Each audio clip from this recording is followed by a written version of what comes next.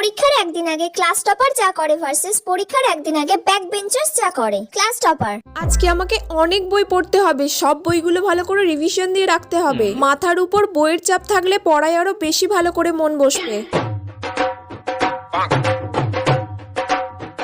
মোটামুটি সব চ্যাপ্টারই হয়ে গেছে, আর কয়েকটা চ্যাপ্টার মাত্র বাকি আছে, ওগুলো হয়ে গেলেই পুরো কমপ্লিট।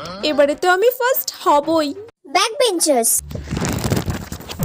এই এত পড়া তো আমার দ্বারা এমনিতেও হবে না, পরীক্ষায় তো আমি ফেল করবই করব। কি করা যায়? প্রথম থেকে শেষ অবধি সব টুকে নেব ইম্পর্টেন্ট কোয়েশ্চেনগুলো, যেগুলো স্যার সাজেশনে দিয়েছিল।